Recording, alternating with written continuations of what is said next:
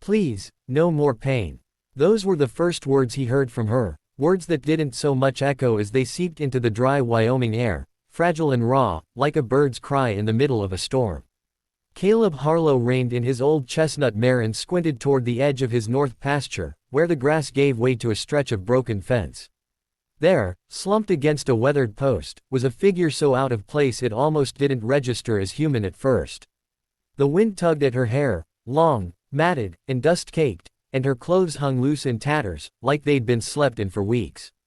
She didn't look up as he dismounted, boots crunching on brittle grass, but when she did, her eyes were not the kind you met and forgot. They were the kind you remembered even in your sleep, haunted, pleading, and ancient with pain that had nothing to do with age. Caleb was a man of few words, a life of wide skies and worn leather teaching him that silence was often kinder than talk, but something in her trembling made him break that rule. "Ma'am, you hurt?" he asked softly, crouching to meet her gaze. She swallowed, the movement slow, deliberate, like each muscle in her neck had to argue its way into working. "Please," she rasped, voice cracked dry, "no more pain." His chest tightened. She didn't smell of liquor or danger, just dust and exhaustion. Caleb glanced toward the highway, nothing but heat shimmer, and then to his ranch house, a speck in the distance. Whoever she was, she'd come far, and by the look of her, running from something that wasn't done chasing her. He extended a hand. "You're safe here. Let's get you inside." She hesitated, eyes flicking over his face as if searching for the lie in his words, and then her fingers, cold despite the summer heat, closed around his. He lifted her gently, feeling the bones beneath her skin, and walked her toward the waiting horse. She swayed, and he caught her before she fell, the weight of her fragility heavier than any cattle he'd hauled. By the time they reached the ranch house, Caleb's mind was already working through what little he knew, a woman alone, hurt, and afraid. The devil, whatever form he took, was somewhere behind her, and if Caleb's gut was right, he'd come looking.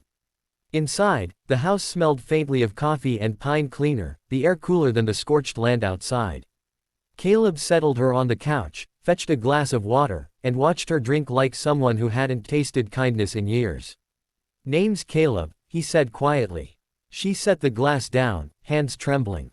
"Anna," she whispered, and then, almost as if afraid the name itself would summon trouble, she added, I can't go back."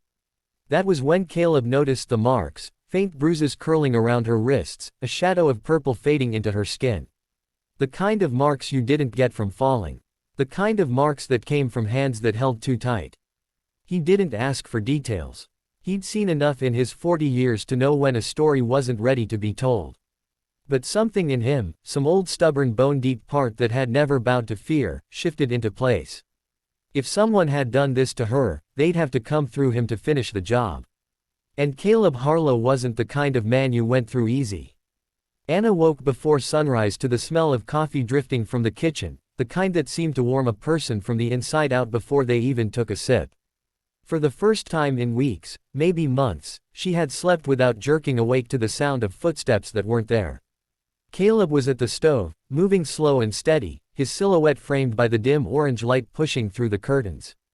"Mornin'," he said without looking up, voice carrying the easy rhythm of someone who didn't need to force comfort into words. She murmured a reply, still unsure if she belonged in this place, but his calmness anchored her.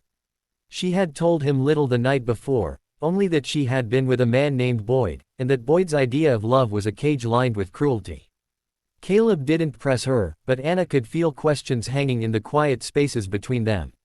After breakfast, she offered to help mend the fence line, and though she was clumsy with the tools, Caleb didn't correct her more than necessary. He just worked beside her, like her presence wasn't a burden but a given. It was 3 days before the devil found them. Boyd's truck came rumbling down the dirt road in a plume of dust, its engine growling like it had a score to settle. Caleb spotted it from the porch, jaw tightening just enough for Anna to notice. "Go inside," he told her, but she froze in place, every muscle screaming to run yet rooted in the memory of what happened when she tried. Boyd stepped out, boots hitting the ground with a thud that made the air feel heavier. "You've got something of mine," he called, his smile sharp enough to cut. Caleb walked to the gate, slow as if measuring each step, then leaned on it casually. "She's not yours," he said simply. Boyd laughed, a sound that didn't reach his eyes. You think you can hide her from me? I'll tear this place apart. The rancher didn't move, didn't flinch. You set foot on my land with that intent, you'll regret it, Caleb said, voice low but steady. Something in his tone, maybe the absolute certainty, made Boyd pause, but only for a moment.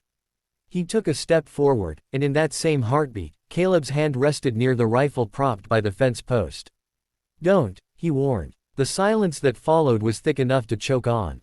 Boyd's smirk faltered, replaced by a calculating squint, and for a moment Anna thought violence was inevitable. But then Boyd spat on the dirt, muttered something under his breath, and turned back to his truck. The engine roared, and soon he was nothing more than a memory trailing dust across the horizon. Anna's knees buckled as the tension left her body, and Caleb was there, steadying her with a hand that was both gentle and unyielding. You're safe now, he said, and for the first time, she believed it. In the weeks that followed, she learned the rhythm of ranch life, feeding the animals at dawn, mending fences, watching sunsets that seemed to stretch on forever. Caleb never asked for her past, and she never felt the need to explain it.